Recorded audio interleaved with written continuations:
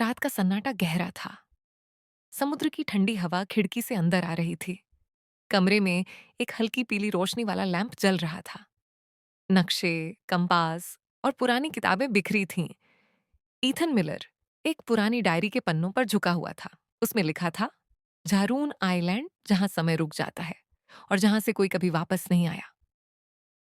दरवाजा धीरे से खुला और सोफिया लेन अंदर आई, हाथ में 2 कप कॉफी।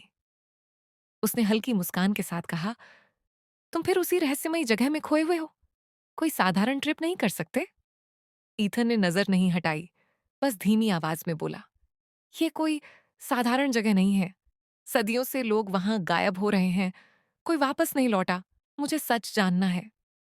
सोफिया की मुस्कान धीरे धीरे गायब हो गई। और अगर तुम भी वापस नहीं आए तो?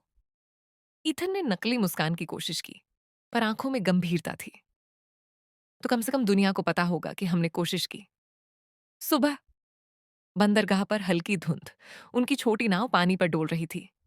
कैमरे, जीपीएस और जरूरी सामान नाव में था। वे निकल पड़े। पहले 3 दिन समुद्र शांत रहा।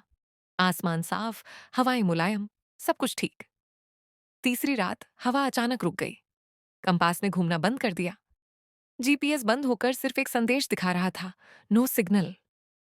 समुद्र इतना शांत हो गया कि लगता था जैसे वह सांस ले रहा हो। दूर तक फैलती सफेद चमकीली धुंध उठने लगी। सोफिया ने ईथन का हाथ पकड़ा। ये वही धुंध है। ईथन ने सिर हिलाया। हाँ, और इसके पार जवाब है।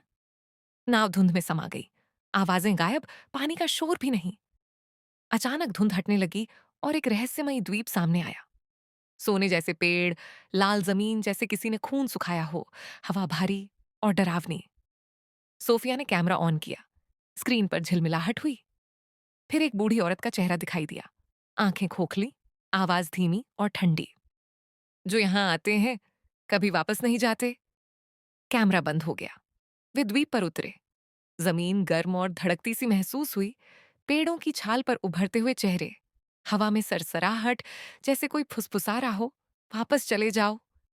जंगल में उन्हें एक पुरानी डायरी मिली। ईथन ने पढ़ा, ये द्वीप डर पर पलता है। जो डर गया सदा के लिए कैद, जो न डरा आजाद। अचानक जमीन हिलने लगी। पेड़ों से अजीब आवाजें आने लगीं। रेत से सफेद हाथ निकलने लगे। साए उनके चारों तरफ घूमने लगे। आवाजें पास आईं, यहीं रहो, हमेशा के लिए। सोफिया ने ईथन का हाथ कसकर पकड़ा। उसकी आंखें नम थीं। अगर हम मरे भी तो साथ। ईथन चिल्लाया, हम नहीं डरते, हमारा दिल सच्चाई के लिए धड़कता है। सब कुछ थम गया। आसमान चमका। रोशनी का रास्ता बना जो समुद्र की ओर था। वे हाथ पकड़कर उस रोशनी में भागे। रोशनी ने उन्हें निगल लिया। अगले ही पल वे नाव में थे। समुद्र शांत, कंपास चल रहा था। जीपीएस फिर एक्टिव। सोफिया की आंखों में आंसू और मुस्कान दोनों। हम वापस आ गए। ईथन ने कैमरा उठाया। स्क्रीन पर अपने आप शब्द उभरे, the island where no one returned until now. नाव सूरज की रोशनी में आगे बढ़ गई। पीछे धुंध में द्वीप धीरे धीरे गायब हो गया। लेकिन समुद्र की गहराई से एक धीमी आवाज फिर आई, तुम एक बार बचे, हमेशा नहीं।